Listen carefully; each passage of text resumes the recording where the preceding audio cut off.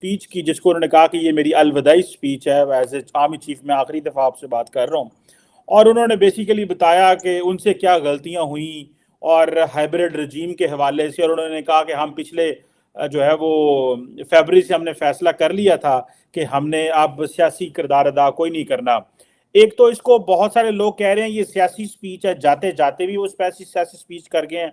आप क्या समझते हैं वो इसलिए सियासी स्पीच करके गए हैं कि उनको ये है कि मैं एटलीस्ट मेरे जाने से के बाद जो चहमगोइयां ना हो और मैं अपनी पोजीशन क्लियर कर जाऊं, या कि आप समझते हैं कि उनकी स्पीच से कोई पॉलिटिकल स्टेबिलिटी मुस्तकबिल में आती हुई नजर आ रही है, या कि आपको लगता है कि वो जो बाकी सियासतदानों को ये कह रहे हैं कि आप भी बैठें, हमने तो कथारसिस शुरू कर लिया है अदारे के अंदर, आप भी इस हवाले से करें। और तारड़ साहब, इस नाजुक मौके के ऊपर जब सारा पाकिस्तान लड़ रहा है, भारत के वो जो नॉर्दर्न कमांड के जनरल साहब हैं वो कह रहे हैं आज हमें अगर हुकूमत मौका दे तो हम तो जब आजाद कश्मीर को आज जो है वो कैप्चर कर लें, कब्जा कर लें। तो इस सारी सिचुएशन में जहां पे सियासतदान लड़ रहे हैं, फौज माफिया मांग रही है, इंडिया धमकियां दे रहा है, how do you see the situation sir?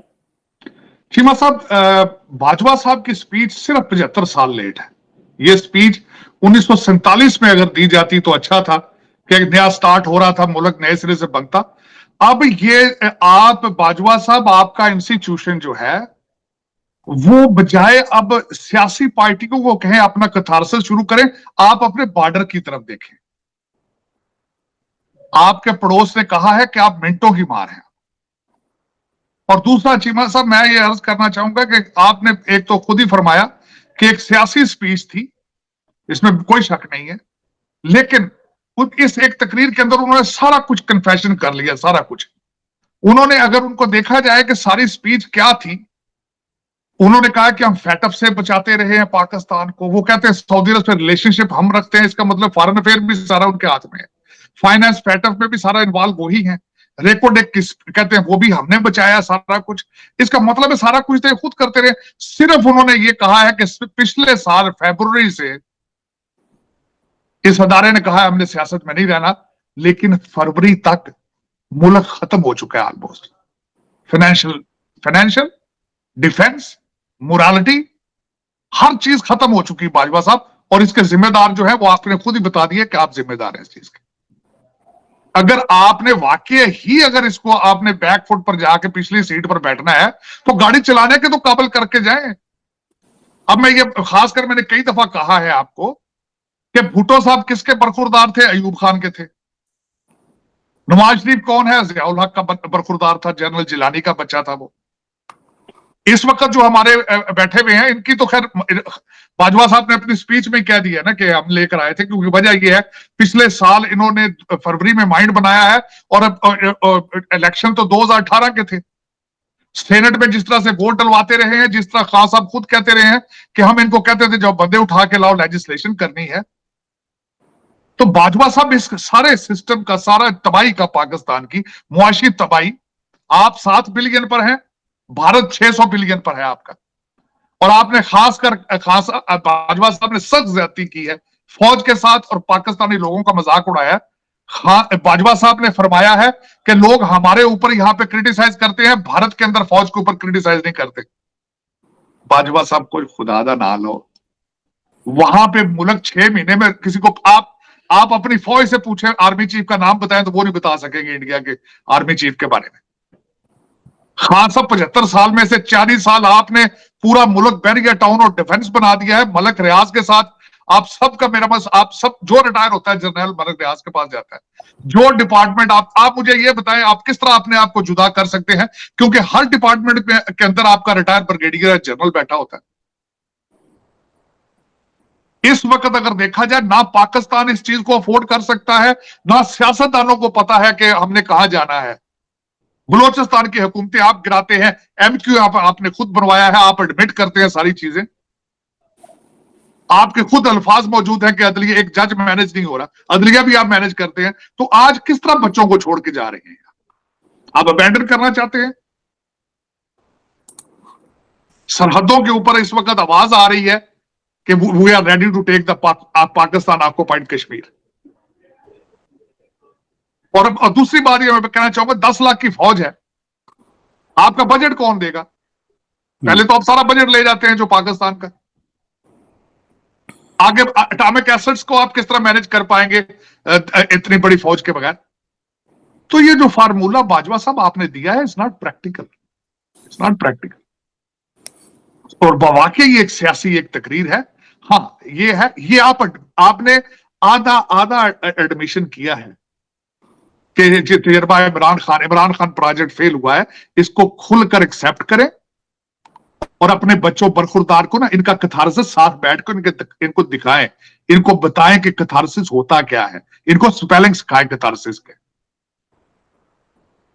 और उसकी वजह यह है कि ये एक दिन के अंदर आपने जो डिसीजन ले लिया ना, अब हमारी बस है, हम नहीं, हालांकि ये पॉसिबल ही नहीं है, ये पॉलिटिकल स्टेटमेंट है।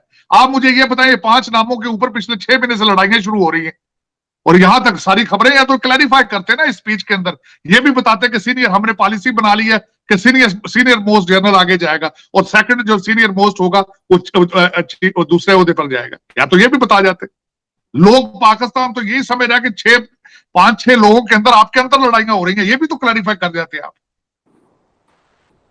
लेकिन ये इस तरह बाजवा साहब आपके ये एक स्पीच करके चले जाना कि सियासी पार्टी, और दूसरा मैं मेंशन करना चाहूंगा, बल्कि मैंने तो जिस वक्त ये स्पीच सुनी है, I am very worried about the future of Pakistan.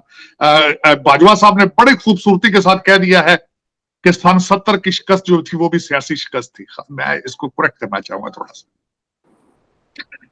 AR Siddiqui साहब हैं, उन्होंने अपनी किताब के अंदर याह्या खान के बारे में लिखा था, उन्होंने कहा था कि जनरल उमर के जरिए जो याह्या खान थे वो पैसे सियासतदानों को देते रहे उस वक्त, और उस वक्त के इलेक्शन जो थे वो भी डूबियस थे। तो ये आपकी इन्वॉल्वमेंट आज से नहीं है, आपकी इन्वॉल्वमेंट 1947 से है। अयूब खान किस तरह बने थे प्रेसिडेंट, आपको ये भी पता होना चाहिए। आपने सिर्फ एक, मैं जब कहता हूं जब भी मार्शल लगा वो एक पाकिस्तान की शिकस्त थी, आपको सारी शिकस्तों को एक्सेप्ट करना चाहिए था। जिस तरीके से परवेज मुशर्रफ साहब ने एक जहाज से बैठ के एक बंदे को जेल अरेस्ट करा दिया था, वो भी एक शिकस्त थी पाकिस्तान की। ये सारी शिकस्तें आपने एक्सेप्ट करनी चाहिए आपको। और दूसरा ये कि जब तक किसी चीज को एक्सेप्ट न करें, एडमिशन न करें, करेक्शन ठीक नहीं होती, करेक्शन होती ही नहीं उसके बगैर। और ये बच्चे आपके जो आप पकड़ के लाते रहे हैं, ये इमरान खान साहब जो है ये, और ये नून लीग वाले, मैं आज आपको ये बताना चाहता हूं कि आज अब दुख के साथ ये कहूंगा कि सूबा सरहद का आज गवर्नर बना दिया है मौलाना फजलुर रहमान साहब के समधी को। ये कौम है जो आप कहते हैं सियासी पार्टी है, इनको अपना इनको बताए। और आपको पता है उसके साथ दूसरा कैंडिडेट कौन था? कैप्टन सफदर। एक समधी जो है इस वक्त वो नायब वजीर आजम बन के आए, डार साहब पैराशूट से उतरे हैं, वो लैंड किया उन्होंने। एक समधी इस वक्त डेप्टी प्राइम मिनिस्टर और दामाद गवर्नर सरहद की ख्वाहिश थी। चीफ मिनिस्टर आपका हमजा शहबाज शरीफ, अगली प्राइम मिनिस्टर मरियम नवाज, उधर से बिलावल भुट्टो। तो ये क्या सिस्टम आपने क्रिएट किया? Created by the establishment, created by the establishment. 25 crore लोगों का ना कोई मुस्तकबिल है, और आपका भी कोई मुस्तकबिल नहीं है, क्योंकि फौजें तो तैयार हो।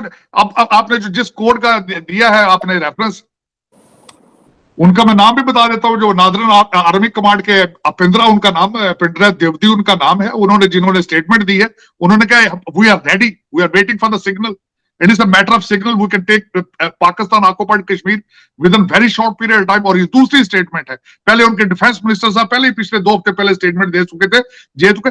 बाजवा साहब इन स्टेटमेंटों का भी जवाब दे देते उसी स्पीच के अंदर, बहुत अच्छा होता, क्योंकि हमारे जैसे लोग अब आज परेशान है कि what is the future of Pakistan. क्यों नहीं जवाब देते तारड़ साहब? डिफेंस मिनिस्टर बोला है, अमित शाह बोला है, नरेंद्र मोदी कारगिल में जाके बोलते हैं, अभी उनके नॉर्दर्न जो कमांड के जो